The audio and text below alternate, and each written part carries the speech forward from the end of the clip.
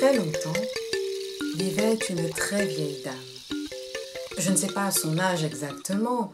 Tout ce que je sais, c'est qu'elle avait dépassé les 200 ans depuis bien longtemps. Et cette très vieille dame avait 3 cheveux sur la tête. Non, elle n'avait pas toujours été comme ça. Avant, elle avait une magnifique chevelure quand elle était plus jeune, tant et si bien qu'à chaque fois qu'elle passait quelque part, tout le monde se retournait pour regarder ses cheveux.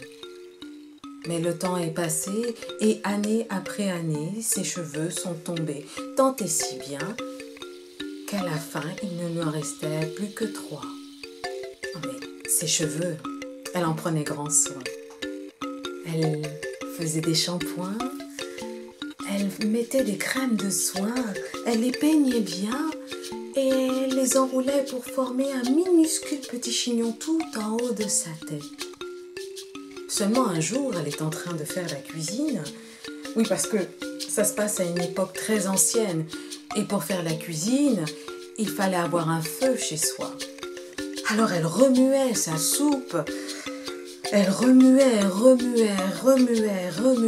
tellement fort qu'elle n'a pas vu que son chignon s'était défait et qu'un de ses cheveux était descendu jusqu'au feu et il a brûlé. Mon cheveu, mon cheveu.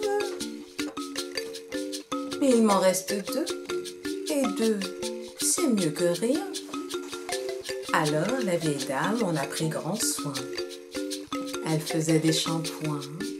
Elle mettait des crèmes de soin, elle les peignait bien, elle les enroulait pour faire un minuscule petit chignon tout en haut de sa tête.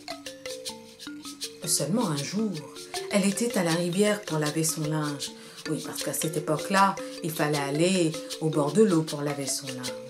Elle frottait une tache qui ne voulait pas partir. Elle frottait avec acharnement et elle n'a pas vu que son chignon s'était défait et qu'il est venu se mettre entre ses 2 mains et, sans faire exprès, elle a arraché un cheveu.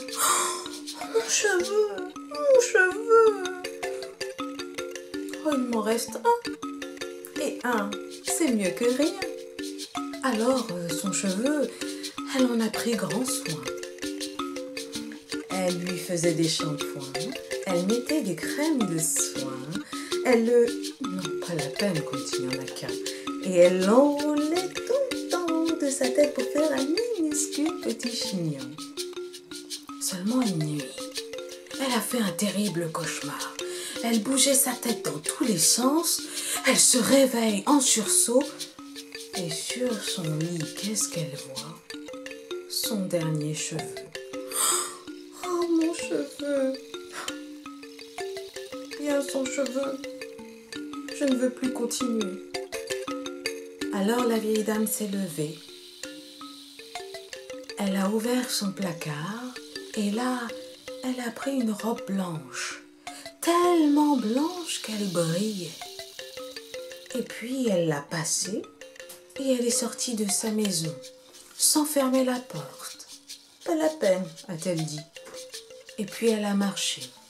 Elle a traversé le village sans faire de bruit. Personne ne l'a vue partir. Et elle est allée jusqu'au bord de la mer. Là, elle est montée tout en haut de la falaise. Et une fois arrivée tout en haut de la falaise, elle s'est mise tout au bord et elle a sauté. Mais chose étrange, au lieu de tomber vers la mer et les rochers, elle s'est envolée. Mais chose encore plus étrange, plus elle montait dans le ciel et plus des parties de son corps disparaissaient. Ça a commencé par les pieds, et puis après il y a eu les mollets, et enfin les cuisses, et puis ça a continué. Ses mains ont disparu, ses avant-bras, ses bras ont disparu, son buste a disparu, son cou a disparu, ses oreilles se sont aplaties et son nez aussi, tant et si bien qu'il ne restait plus que sa tête toute ronde. Et chose encore plus étrange, quand elle a été très haut dans le ciel et quand le soleil s'est couché, sa tête toute ronde s'est mise à briller, tellement briller qu'on ne voyait qu'elle dans le ciel. Vous savez ce qu'elle est devenue? Qu'est-ce qui brille la nuit et qui est tout rond parfois dans le ciel? Oui, la lune. Elle est devenue la lune. Alors maintenant, vous savez comme moi je sais que la lune n'est autre que la vieille dame qui avait perdu tous ses cheveux.